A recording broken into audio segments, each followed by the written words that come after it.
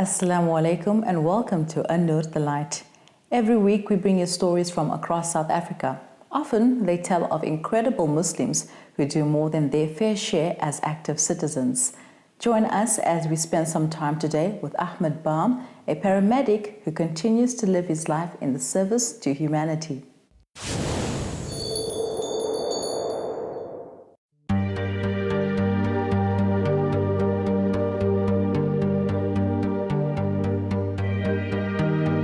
It is often out of our greatest tragedy that our biggest inspiration comes, something that paramedic and rescue coordinator Ahmed Bham knows too well.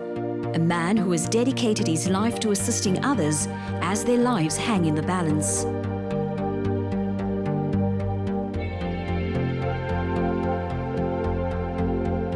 I work currently for the Northwest Department of Health. I'm employed at the Emergency Medical Services College in Orkney, where my job there is I lecture. The guy is doing emergency care technician course, which is a diploma.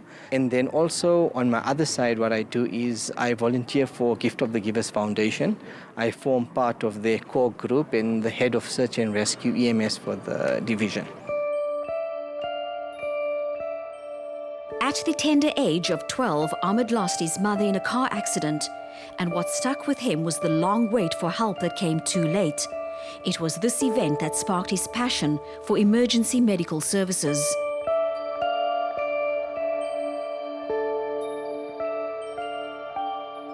She was involved in quite a bad motor vehicle accident where I was on scene as well. And I met a paramedic on that scene at my young age. And I'll never forget where this paramedic hugged me and told me everything will be all right, you know. And I befriended this paramedic, and over those years when I lost my mum, he used to come visit me and just take me, and we used to like fishing, go outdoors. Then as I got older, he started taking me on his response car and started attending to calls and emergencies. And I did a first aid course, and then I did the basic ambulance course, and from there I've carried on, and this got me started into the field.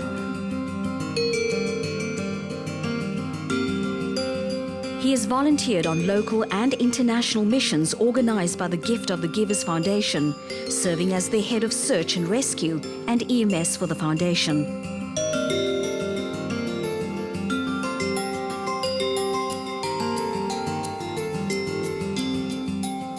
It's just when you go out for missions and you feel the spirituality with you, and going out, your intentions are so pure, and just assisting someone, that smile that a child gives you, or just holding a hand or giving water to someone, that inner peace it brings me and that solace it brings me, it's indescribable. I feel at peace with that.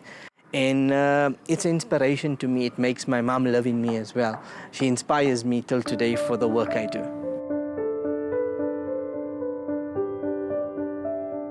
Ahmed's unit has been part of the teams who responded to disasters in, among others, Haiti, Pakistan, Niger, Yemen, the DRC, and locally the hurricane in Duduza.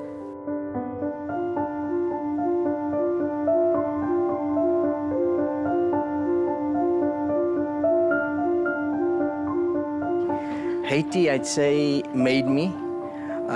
It was my first mission, taking a team through to Haiti. It's the first South African team to find a lady alive and to take her out from the rubble after 7 days. That was quite a highlight, that you went all that way, and the lady actually in French told us that you came all the way from South Africa to come and take me out in Haiti, which was very amazing. And her words to me were, only God could do this and use you in this way, you know. And that was an amazing highlight. When we pulled her out, her first words were, "Je t'aime," I think that's "I love you" in French. Allah is always there with me, and when I leave on a mission, the first thing is I always say is, Ya Allah, I'm going for your work. Use me, I'm a tool, because things are done through me and not by me. So protect me, and the decisions I need to make is guide through the spirituality, to the tariqah, through Imtiaz guidance as well. I feel very spiritual, especially when you're leading a team. And for example, there were situations like, I take Philippines for example. We were going to be crossing an ocean 9 hours on a boat. And I sat there and I made istikhara and asked, Ya Allah, is this a good idea? Will you take us over safely? And that feeling comes into you. And you don't think twice. You actually start saying, yes, this is the way, this person I must trust, this one I can't trust, this side is something not right, this side is something. It's such an amazing feeling that comes, and I feel that because you're going with a pure heart for no worldly benefit, if I can put it in that way, just to serve humanity, whoever it is, that intention is so important, and Allah guides us and guides me in that.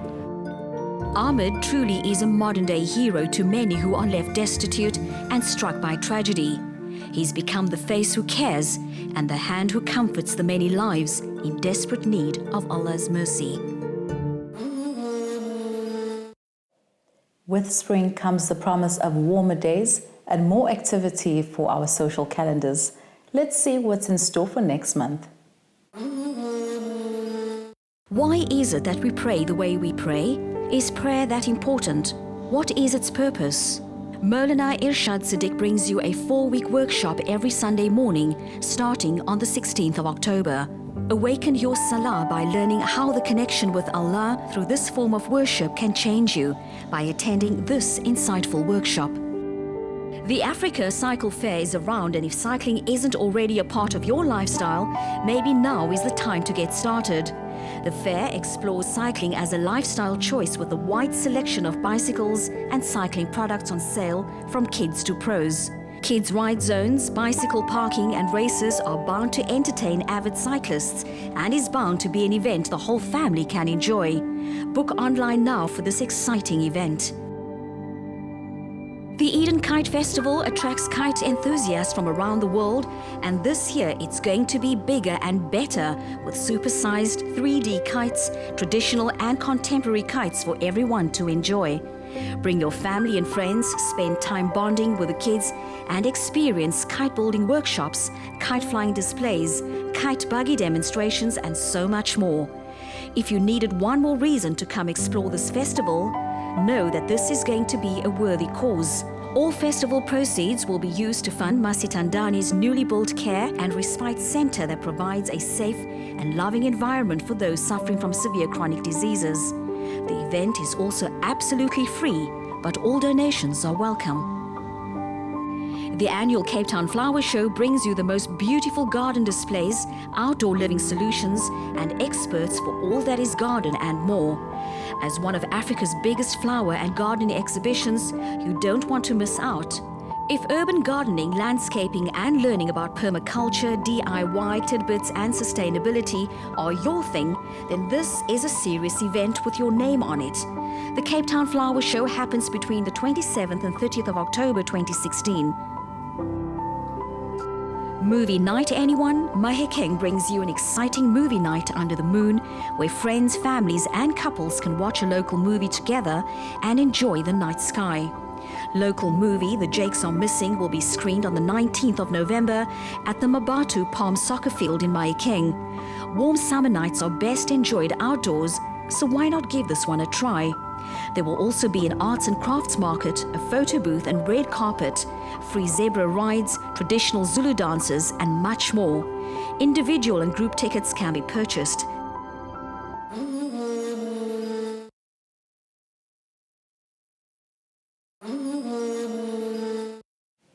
Durban has so much on offer, and with December holidays coming up, we've put together this week's selection of things to do, see, and eat.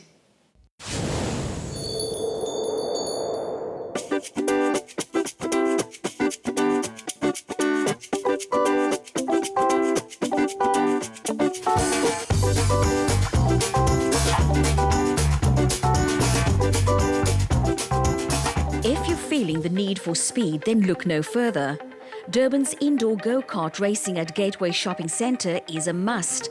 Rev up your engines, grab a helmet and get ready to test your mettle. A lot of people come through here just to enjoy themselves on the track, to get that need for speed, that adrenaline rush.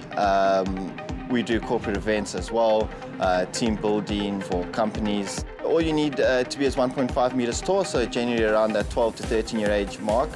Then you'll sign indemnities, we'll watch safety videos, we'll show you and explain exactly how everything's done, from how the accelerator works to the brake. Then we'll get you on the track, make sure you've got the right safety equipment, helmets and hairnets, and again we'll show you on the track how that accelerator and brake needs to work, and then away you guys will go. Strap in and feel yourself hurtling down the track. It may not be Formula One, but the adrenaline pushes through and propels the driver to be at his best. It's not dangerous as long as you follow our safety rules that we have here in place.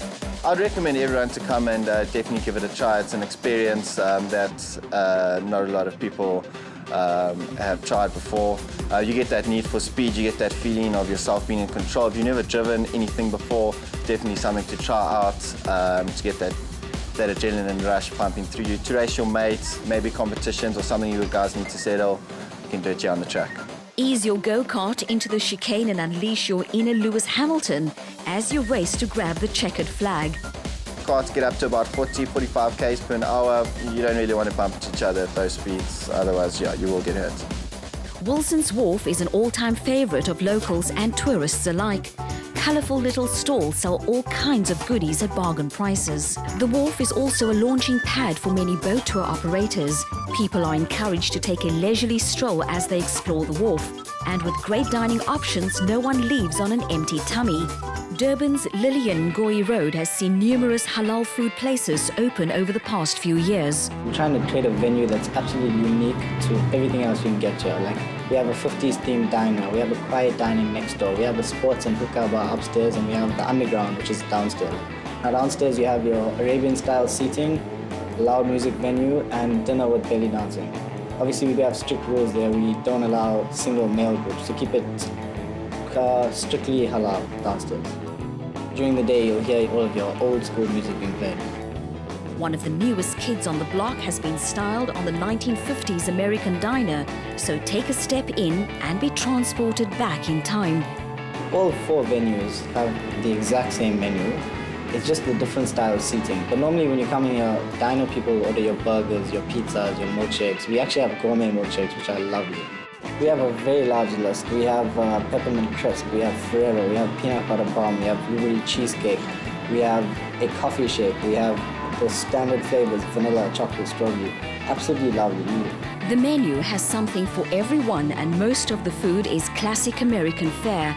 Their most famous dish is the prawn platter, and there's good reason for this, as the secret recipe used for their sauce will have you coming back for more. Our specialty dish is by far our prawns. Our prawns, they call us the Godfather prawns. Our marinade is actually made in-house. It's not a commercialized product, which is why they taste the way they do. A completely unique taste. We also have crayfish tail, king clip. We also have a 250-gram medallion steak, which is absolutely divine. We have burgers.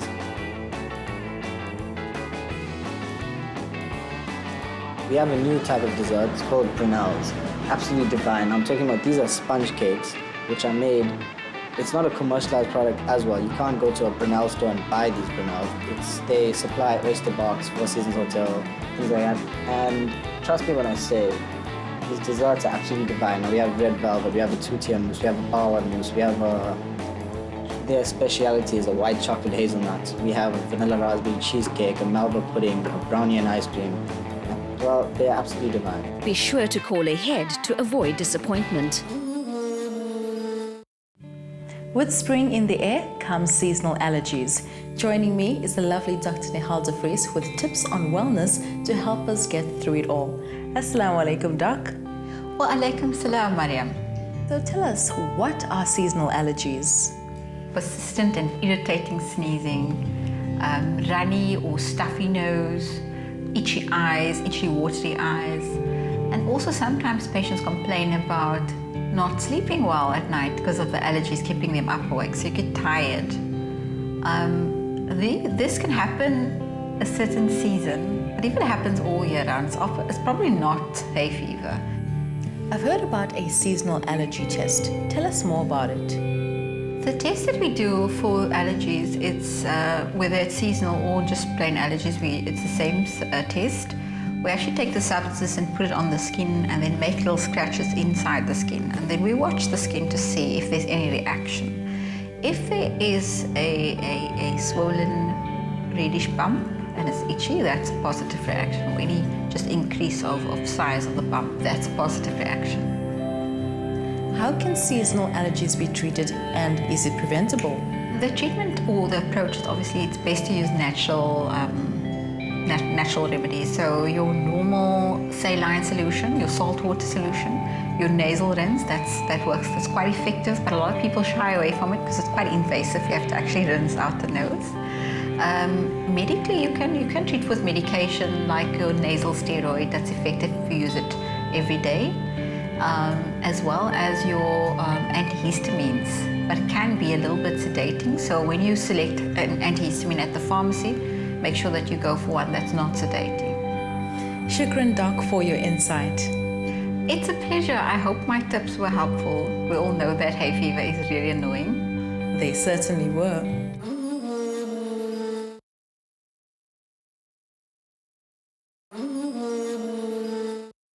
The maritime industry offers many job opportunities to people, but it's so often overlooked. We set trail to Cape Town to find out more about what there is on offer. Naval architecture, naval marine and ocean engineering are fast-growing and dynamic fields with plentiful opportunities that are improving as people turn to the oceans for resources such as food, transportation and energy. These engineers must be creative and visionary to see the potential to use transportation and the oceans effectively. Santra is a non-profit maritime training provider. We specialize in training for the broader maritime industry, specifically for people who want to go and work on ships. We run over 50 different courses that we've developed over time, and each course is developed for a specific outcome. There are a lot of ancillary courses which you need to do, such as firefighting, first aid, personal survival skills, radio communication skills. Basically, it's people skills, and they teach you a lot about things you need to know before you join a ship or you go out there onto the real world, onto the ship.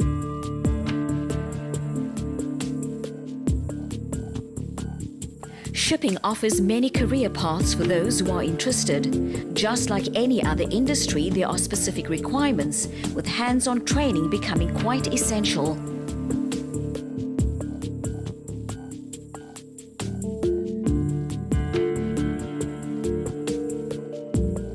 Why I joined the maritime industry is because I wanted something different.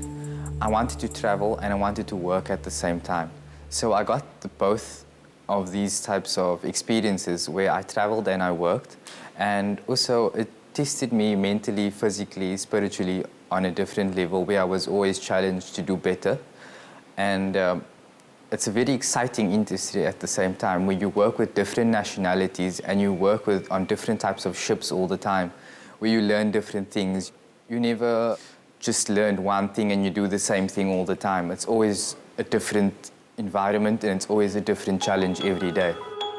The maritime industry has its own rules and regulations together with procedures that need to be followed when joining the industry. Our trainees vary. They come at all levels. Typically a young cadet who's about to become a navigating officer, they're literally 20 years old, and the next thing you know, they're in charge of a ship's bridge. So that youngster would do a bridge watchkeeping course here on the simulator, exactly the same as a young airline pilot would do. Later on in his career, he or she would come here and do further skills development courses. Maybe one day, when that individual is a captain, in other words, a senior rank, We have further skills development courses like, say, a ship handling course. That person may even move onwards in life and become a pilot. In other words, they work in the port and bring the ships into the harbor. So for those guys, we would then do also a further skills development pilot training course. Anything that operates in this environment has special design requirements relevant to sea keeping, capsizing, station keeping, random motions and loads in a hostile environment. The impact of naval architecture, marine and ocean engineering is far-reaching and greatly enhances quality of life. It's very important that people are adequately qualified and competent in order to do their jobs at sea. Because ultimately it's about very, very expensive assets that they're moving around on the ocean. You'd have to be a very responsible person, very diligent and dedicated. A lot of paperwork involved as well, where you have to manage cargo and things like that and place things in the right position on a ship when you're doing those. And you do cargo watches as well, where you are loading cargo and offloading cargo. And during sailing time, when you're taking the ship actually to another place, you do night watches and day watches where you're on the bridge of a ship and you basically have to see that the ship is sailing safely on passage and watch out for any dangers and basically take the ship from one place to another safely. Once all courses are completed and cadets have met all their requirements as per marine regulations, a whole new world of employment opens up to them. A career at sea comes with seeing the world, which is not a bad job to have. I hope you're enjoying our new time slot and will be telling your family and friends all about it. Also remember, you can watch our show every week on YouTube. That's it from me for this week. And until next time, I'm Mari Mukwanda. Salam Hantle. Assalamu alaikum.